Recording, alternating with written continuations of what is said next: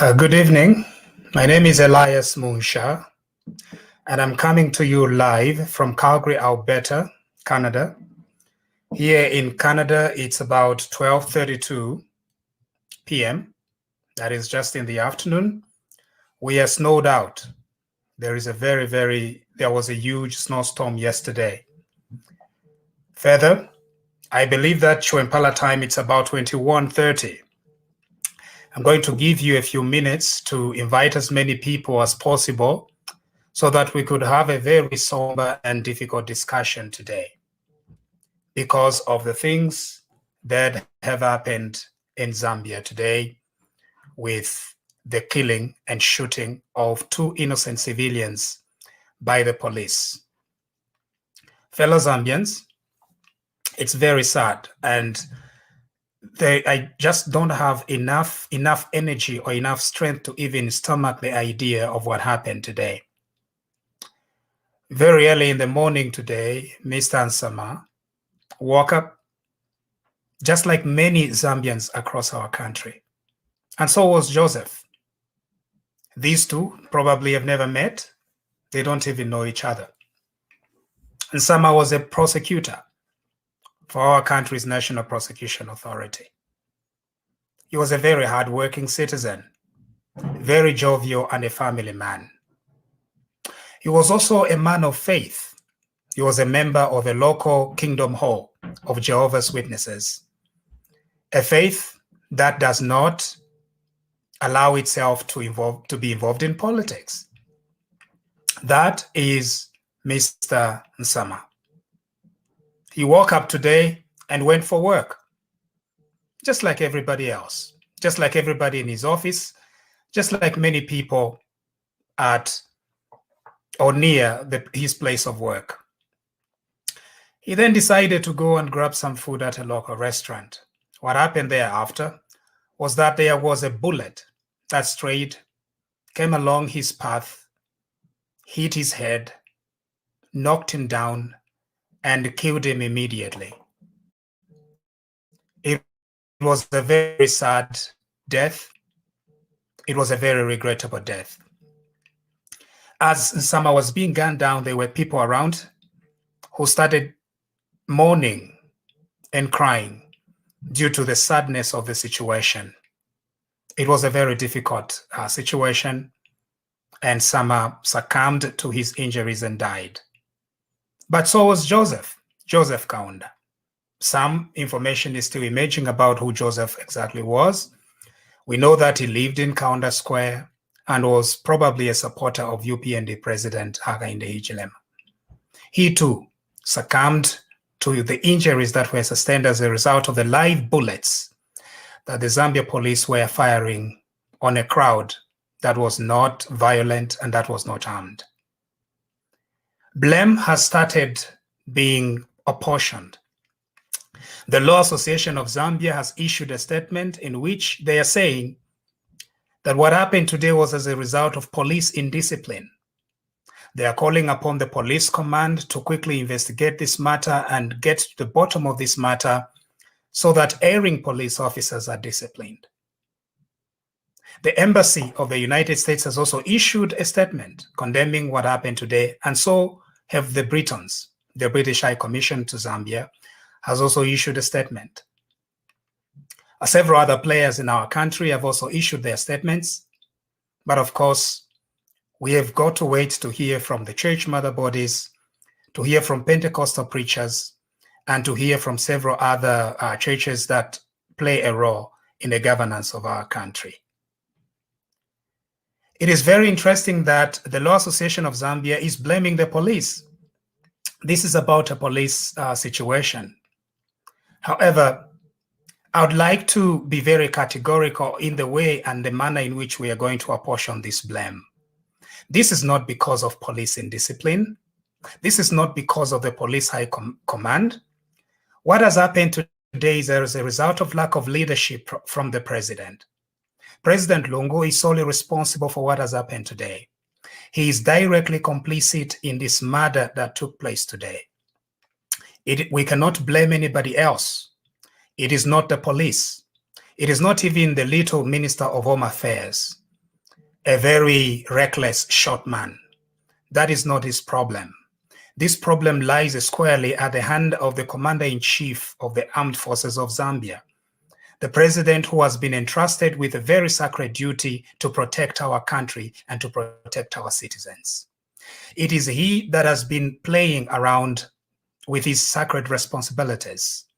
He has not taken them seriously. He wants to hurt and harm our country. He wants to destroy our democracy. That is what he has been doing. What has happened today is not an accident. It is not something that is just a by-the-way thing. It is something that he has calculated very well because he knows exactly what he wants to do. He knows exactly where he wants to lead this country to. He's a man that appears to be humble, but truly he's a monster. He appears that he's like a sheep, but indeed is a wolf. This is the kind of a leader that Zambia has currently, and he must be held directly responsible for the recklessness of the bullets that strayed today from the guns of the police. The police were only being used as tools. Those guns were only being used as tools. But this kind of confusion that the president wanted to give against the people of Zambia, to apply on the people of Zambia, this kind of force can only be authorized by the president. Nobody else. There is no policeman in our country who can load live bullets in his gun to go and shoot at unarmed protesters on their own accord. There is no police commander, there is no police commissioner in our country that is authorized to use live bullets in that way without an explicit permission from the commander-in-chief. Therefore, President Lungu is responsible, and the people of Zambia must hold him responsible for this recklessness. Today, the president is enjoying himself in Luangwa Valley. He has issued no statement. He has not mourned with the family of the departed. He has completely ignored what is going on in Lusaka. He is enjoying Amanone in Luangwa. He's eating, he's drinking. I don't know what he's drinking, maybe Jameson, maybe Lutuku or Katata, but he's having a great time. He's probably watching animals in our national game reserves. He's probably laughing about what is happening currently in Lusaka, or he's trying to blame somebody else for the confusion that ensued in Lusaka. But it is he who is responsible for this confusion. And we are appealing to the good people of Zambia to hold this government accountable, to hold the Patriotic Front accountable, and to hold this president accountable for this unexcusable atrocity that he has committed today, the shedding of innocent blood just 2 days before Christmas. This is unacceptable, and it is extremely sad. We understand that the opposition leader, Mr. Hakainde Hichilema, was summoned today to answer allegations of a particular offense that is said to have happened in 2004. According to the statement that the police have released, they have stated that there are some reports and allegations that Mr. Hichilema went and purchased a farm in Kalomo. And when he purchased that farm in Kalomo, according to the police, they are saying that he pretended to be a social worker from Lusaka and caused to buy or to be bought a farm that he currently owns. This a particular crime is alleged to have happened in the year 2004. That is about 16 years ago. Now, 16 years ago is the crime that is being alleged at the moment. The only thing that we need to do as a people, and in fact, I need to speak very directly to you, our people. You know very well, the reason why I'm very skeptical of all these charges is because the state has not acted very fairly against Mr. Hakainde Hichilema. There are several court cases that the state started in the past 10 years, if not in the past 5 years. All these cases have either resulted in an acquittal, or in some cases, the state has dropped charges. We are reminded that Mr. Hichilema was charged with an offense of causing confusion in the country or something like that. The magistrate who presided over that case did mention that it seemed like there was an orchestrated campaign from very bad people to try and incriminate this gentleman. Further, the state also did charge Mr. Hichilema with treason. Apparently, it arose from a very minor traffic issue in Mongu, and as a result of that, they charged this gentleman with treason. Looking at the past behavior of this regime, I have no faith to believe that this particular charge that they have started now is legitimate. It is illegitimate. It is not fair. It is just a way to try and demoralize a citizen of our country whose only crime is to wish to provide leadership to our country. Mr. Hichilema is free to aspire to be president of our country, just like every other person. And for that, he needs to be held accountable in terms of the policies that he has, but not accountable in terms of the government trying to fish cases that are non-existent. This particular case, it smells. It does not look legitimate. It looks like it's persecution, and it cannot be a prosecution. First of all, even common sense tells us there is no way that Mr. Hichilema in 2004, when he had already become the leader of Zambia's biggest opposition party, the United Party for National Development, would have disguised himself as a social worker to go and corruptly buy a farm in Kalomo. Common sense tells us that that could not be the case. He had already been president of the UPND, and the UPND party, whose stronghold is right in Kalomo itself. But the state, the police want to tell us today that Mr. Hichilema disguised himself, went and pretended to be a social worker when he was buying that farm in Kalomo. It smells. It's illegitimate.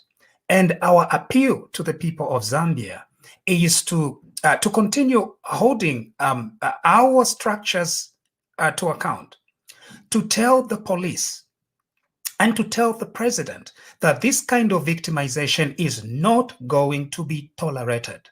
It's completely unacceptable. We are not going to accept that it's okay for the party in power to do this. What are we supposed to do then? First of all, each and every Zambian. Now, when we are calling for each and every Zambian, my fellow citizens, we are not just talking about people that like Mr. Hichilema. The people of Zambia do not have an obligation to like this gentleman. Patriotic Front supporters, you do not have an obligation to like this gentleman. You may hate him. You have the freedom to do so. Zambia, we have the rights, constitutionally given and protected rights, to like whom we are going to like and not to like whom we are not going to like. You have the right to do so. Nobody should force you to like a person. But one thing that we should never tolerate is for the state to use its power, its bullet, its guns, and all of the equipment, military equipment that it has, in order to target a gentleman whom some people in the state do not like. That we must never ever tolerate. If we tolerated it on Hichilema, tomorrow it might be you. Because tomorrow it might be Hichilema in power, and if he were to abuse the powers of the state, you could be the next victim. The reason why we are asking for the Zambian state to be fair is not because we want to protect Hichilema. It is because we want to protect the institutions of our democracy. Because you have the right. If you don't vote for him, you have the right not to vote for him. But we cannot tolerate this idea that structures in our country are going to be used as a way to victimize a citizen. That is unacceptable. This charge, apparently, that is being investigated is, for a lack of a better term, frivolous. It's all lies. It's made up. It has no justification whatsoever. But because of all these events that have happened, it has led to the loss of two very innocent lives. Lives that could have been protected if we had leadership in place. Lives that have been taken because of negligence and complete irresponsibility from the president of our country. A president who sought to protect the Constitution, and today he has abrogated it by unleashing the force of bullets, live bullets, on the innocent citizens of our country. We have been told that this particular charge was reported by a gentleman who, according to just a basic definition of bigamy, is guilty of bigamy, which is a criminal offense under our law. And yet the police have never investigated that case. The police have never, in fact, charged this gentleman with a crime. It is this gentleman that they are now using to bring confusion in our country and to report non-existent criminal charges. And we ask again, how come this gentleman is still free to roam the streets, and yet he has committed a textbook offense of bigamy? How come the police have not arrested him? How come the police are so quick to try and arrest a person over an offense that was committed 16 years ago in the event of Hakainde Hichilema? And yet they have completely ignored to investigate an offense that was committed in broad daylight by this particular gentleman. And today, the Zambian state is trying to tell us that this particular informer is the one that is going to lead to the arrest of Mr. Hichilema. This is a miscalculation. This is completely unacceptable. We appeal to the good people of Zambia to continue speaking to this government. Now, there are several power brokers in our country. This is where now I address particularly Pentecostal preachers. The reason why I talk to Pentecostal preachers because the Pentecostal church is at a very important place right now. We are the people that this government listens to. We are the people that have the minister of morality and religious affairs herself is a Pentecostal. This government is apparently a Pentecostal government. We have a lot of clout with this government. We must never lose this opportunity to speak sense to President Lungu and this cabinet. What they have done today, what this government has done today, needs clear condemnation. And the Pentecostal churches have got to speak out and say no to this kind of confusion. They've got to speak out. The time of general statements is over. People are dying. President Lungu now it appears like he knows exactly where he wants to go. He wants to declare a state of emergency. He did. This thing is very well planned. I do not think that the police summoned Hichilema 2 days before Christmas just for play, just by mistake, just by accident, or just by the regular happenings of things. They did it because they knew exactly the kind of mayhem such provocation might cause. And so they want to declare a state of emergency so that Hichilema does not stand next year. But this is where fairness comes in. This is where the voice of the church is important. This is where now the voice of Pentecostal preachers is important. To break with President Lungu, to tell him that whatever he's doing is not doing it in our name, to tell him that this kind of behavior is not consistent with Christian values. Because in a Christian nation, we cannot continue victimizing a citizen in this manner, going back and unearthing apparent crimes that were done 16 years ago. Where have all the complainants been for the past 16 years? How come this is being unearthed today by a very compromised complainant who everybody knows is guilty of bigamy? Today he becomes the main person whom the state is relying on for complaints of this nature. The future of our country is bright, and Zambia is and will continue to be a peaceful country. But it is time for Pentecostals to be very clear and speak out against such atrocities. If we don't speak out, we might as well lead and escort this country into chaos. I know many Zambians do not want chaos. I know many Zambians want us to keep the same peace that God has given us. But this kind of behavior from the government is what is responsible for confusion, for atrocities. It is what is responsible for genocide. It is this kind of behavior. When you allow a government to continue destroying the liberties of our people, you are planting seeds that tomorrow may lead to a genocide. God is going to bless our country. God is going to be with Zambia. God is going to be with the people of Zambia. He has already been with the people of Zambia. But these pretenders, these thieves, these killers, they've got to be held responsible, beginning from the president himself. He cannot say that he's innocent. He knew exactly where he was leading. He knew exactly what he is doing. And that is why everything that has happened today falls squarely at the president's feet. Wherever he is tonight, if it's in Luangwa and he's enjoying watching animals, is enjoying watching animals while he sleeps on the most precious and comfortable beds that our country can ever afford. He needs to know that the people of Zambia are blaming him exactly for the kind of things that have happened today. Today is a very sad day.